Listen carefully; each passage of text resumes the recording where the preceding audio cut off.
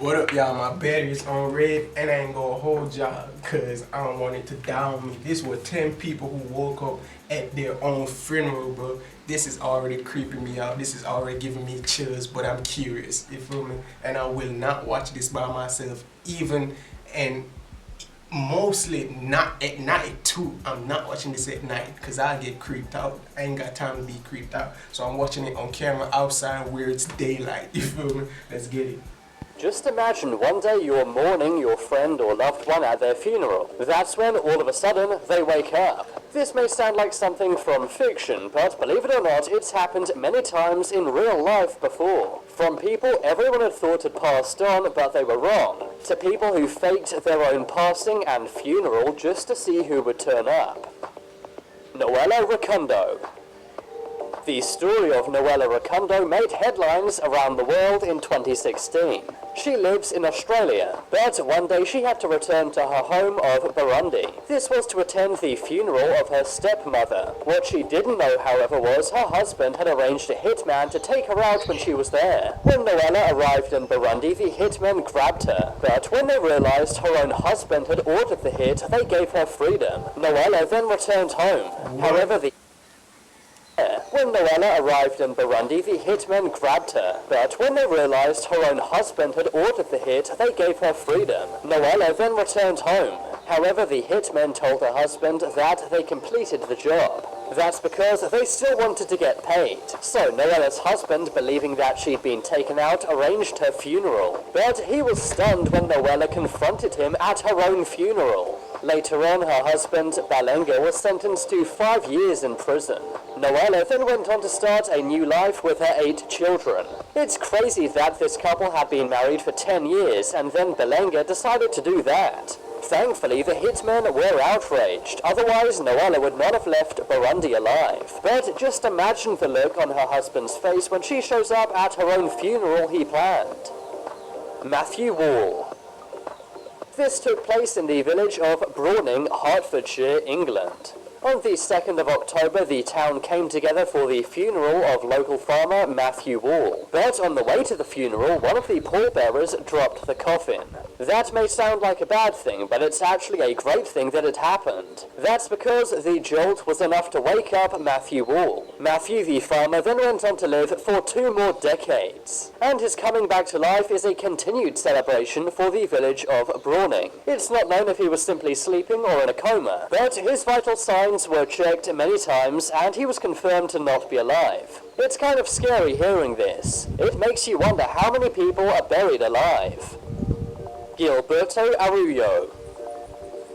Just imagine if your entire family thought you'd passed away, when in reality you're alive and well. This is what happened to Gilberto Arujo of Brazil. In 2012, he was confirmed to not be alive.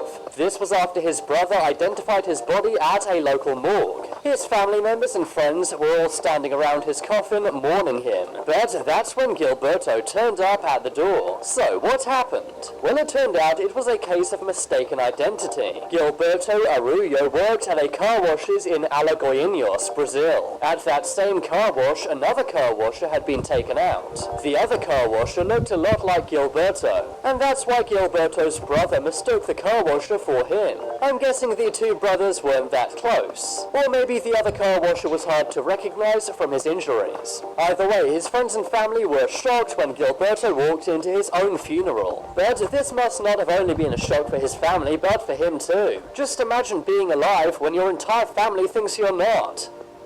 Nicephorus Glycus.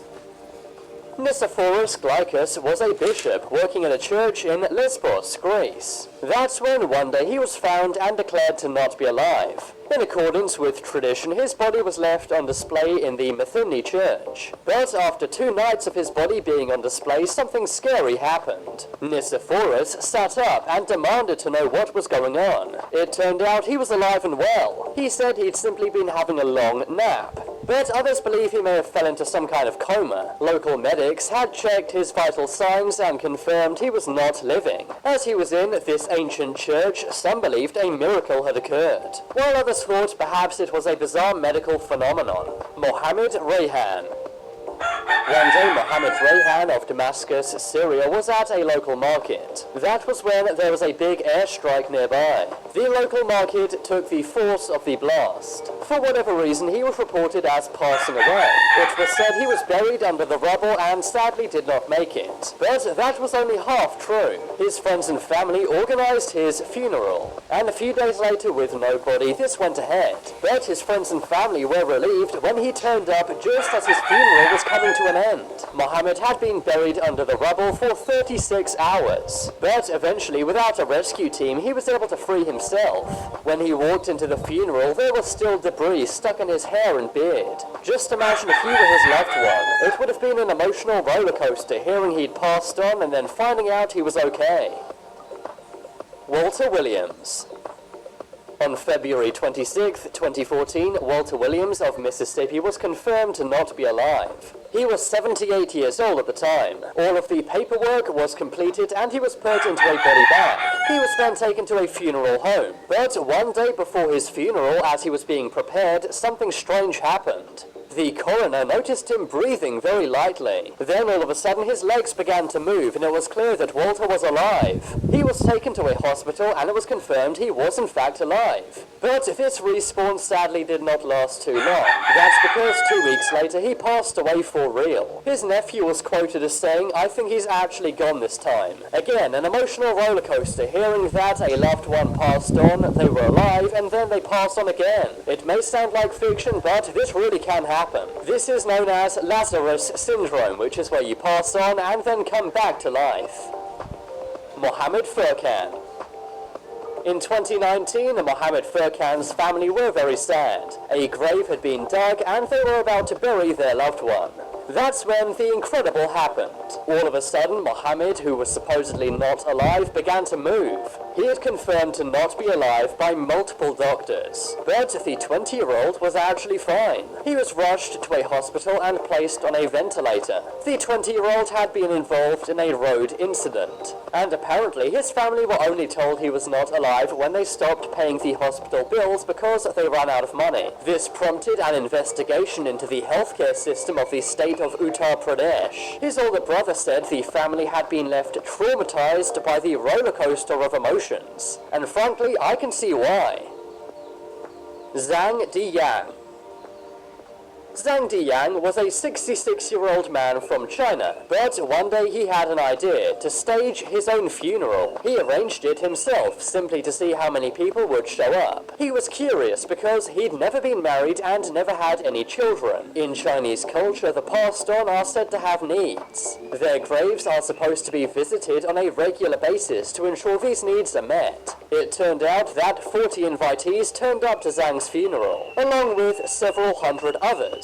But incredibly, he still was not happy. 20 friends and relatives did not show up, and he was quoted as saying, "I can't believe so many relatives and friends don't care about me. Frankly, I'd be pretty happy if over 100 people showed up to my funeral." Camille. One day, a 25-year-old Polish man had drank too much vodka. His friends called for an ambulance when he collapsed at a bar. He was then taken to a hospital and was confirmed to not be alive. But when he went to the morgue, it was found he was actually alive still. Rather than go home, the man named Camille went right back to the bar where his friends still were. And just like that, they picked up where they left off, drinking vodka. But now it's time for you to make your voice heard. Which was the most incredible story on this list? Bro, the dude that got 100 people came to his funeral, my nigga, fucking me. That nigga was still unsatisfied. I'm done with these folks, bro. But I'm gonna head out, cause my battery is red. Yeah, and I got to go. Nah, that wasn't the most. It's the man that ordered a hit on his wife, bro. I'm like, bro, you tell me we were married for what, 10 plus years? You tell me I gotta watch my back with my wife and my spouse too, bro? A whole hitman? If I died, I wouldn't know what I died for. I wouldn't even knew that it was my spouse that did that shit. A whole 8 kids, bro. A whole 10 years, bro. But folks is grimy, bro. Down to your family members, down to your spouse, bro. watch your back, bro, because when you came in this world by yourself and you're gonna die by yourself. Don't nobody really care about you like that, bro. I promise you. I'm gonna be honest with you. Don't nobody really care about you until you dead. I promise you, that's when they go show love and shit. When you alive, it ain't much love, but when you dead, everybody sobbing and shit. I promise you. I'm gonna head out. Peace. I'm on the road to riches driving by ya. Why these niggas want pop my tires? Blue wings got fire. My name on flyers.